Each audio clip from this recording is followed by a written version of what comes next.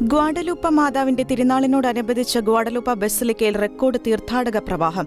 December 11-നും 12-നുമായി ഏകദേശം 12.8 ദശലക്ഷം വിശ്വാസികളാണ് ദേവാലയം സന്ദർശിച്ചത്. മെക്സിക്കോ നഗരത്തിന്റെ വടക്കേ അറ്റത്തുള്ള ടെപ്പ്യ കുന്നിലെ ആർ ലേഡി ഓഫ് ഗ്വാഡലൂപ്പ ബസിലിക്കയിൽ ദൈവമാതാവിന്റെ പ്രത്യക്ഷീകരണ വാർഷികം ആഘോഷിക്കാനായാണ് ദശലക്ഷക്കണക്കിന് തീർത്ഥാടകർ ഒത്തുചേർന്നത്. 2024-ലെ തീർത്ഥാടകരുടെ എണ്ണത്തെ മറികടന്നാണ് ഇത്തവണ റെക്കോർഡ് ഇട്ടിരിക്കുന്നതെന്ന് സഭാ നേതൃത്വം വ്യക്തമാക്കി. മെഡിക്കൽ സംഘങ്ങൾ, പൊതുക്രമസമാധാന പരിപാലനത്തിന് 10,000-കണക്കിന് സുരക്ഷാ ജീവനക്കാർ ഉൾപ്പെടെ വലിയ സജ്ജീകരണം തീർത്ഥാടന കേന്ദ്ര പരിസരങ്ങളിൽ ക്രമീകരിച്ചിരുന്നു.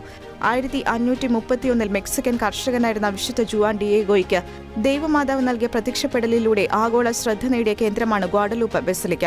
തനിക്ക് ലഭിച്ച ദർശനം ബിഷപ്പിന് മുന്നിൽ സ്ഥിരീകരിക്കുവാൻ പരിശുദ്ധ അമ്മ സമ്മാനിച്ച പുഷ്പങ്ങളുമായി എത്തിയ ജുവാൻ തന്റെ മേലങ്കി ബിഷപ്പിന് മുന്നിൽ തുറന്നപ്പോൾ പൂക്കൾ സൂക്ഷിച്ചിരുന്ന സ്ഥാനത്ത് ജുവാന് പ്രത്യക്ഷപ്പെട്ട അതേ രൂപത്തിൽ പരിശുദ്ധ അമ്മയുടെ ചിത്രം അത്ഭുതകരമായി ആലേഖനം ചെയ്തിരിക്കുകയായിരുന്നു. ഈ ചിത്രമാണ് ഗ്വാഡലൂപ്പ മാതാവ് എന്ന പേരിൽ പ്രസിദ്ധമായത്. സംഭവത്തിന് ശേഷമുള്ള നൂറ്റാണ്ടുകളിൽ ആശ്ചര്യജനകമായതും വിവരിക്കാനാവാത്തതുമായ അനേകം പ്രത്യേകതകൾ ഗ്വാഡലൂപ്പിലെ പരിശുദ്ധ മാതാവിന്റെ ഈ ചിത്രത്തിൽ ശാസ്ത്രജ്ഞർ കണ്ടെത്തിയിരുന്നു. ഇന്നും ഈ അത്ഭുത ചിത്രം കേടുകൂടാതെയും പ്രകൃതി നിയമങ്ങളെ അതിലംഘിച്ചും ഗ്വാഡലൂപ്പ ബസിലിക്കയിൽ ലോകത്തിനു മുന്നിൽ അത്ഭുത സാക്ഷ്യമായി നിലകൊള്ളുന്നു. International desk, Shekinah news.